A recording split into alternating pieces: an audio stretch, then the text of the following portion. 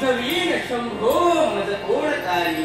हे कैलासीचा शंभो महादेवा, तुझ्या पूज्य आणि पवित्र चरणी हा प्रल्हादी ऋषी नतमस्तक होतोय, नतमस्तक होतोय, नतमस्तक होतोय। खरोखरच भगवंत, गेली कित्येक वर्षे मी तुझी ध्यान धारणा केली, त्या ध्यान धारणेचे फलित म्हणून तू आज माझ्या धुळीमध्ये पुत्र रत्न मला प्राप्त करून दिलाय।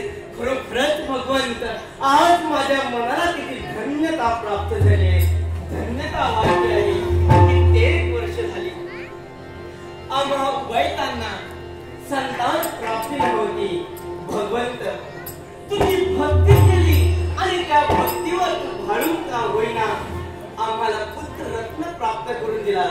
आज पाहतो तर काय, चहू बाजूला आनंदी आनंद, जिकडे पहावं तिकडे गगनात भिडणार नाही असा आनंद आज माझ्या झालेला आहे।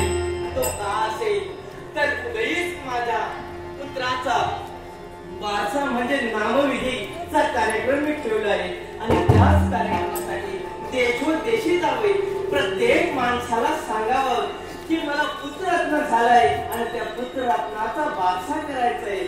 त्यासाठी अहो सर्वजण माझ्या आश्रमी यावं, माझ्या पर्णकुटी भेट द्यावं, माझ्या बालकाला तुम्ही शुभ आशीर्वाद द्यावे, हे निमंत्रण सांगण्यासाठी मी देशोदेशी फिरत आहे।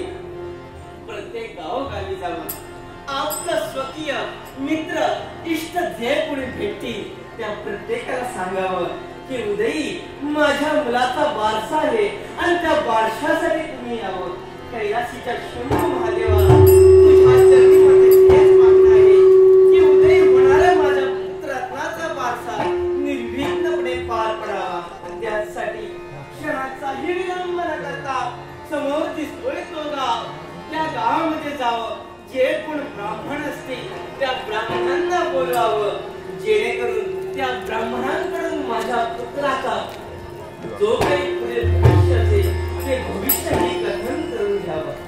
यासाठी का होईना समोर दिसणाऱ्या गावाच्या दिशेने माझी पावले वाटतायत। शंभू महादेवा, तुझी कृपा दृष्टी माझ्यावर असते, म्हणूनच म्हणतोय शंभू महादेवा, निघालो मी समोरच्या गावाच्या दिशेने निघालोय।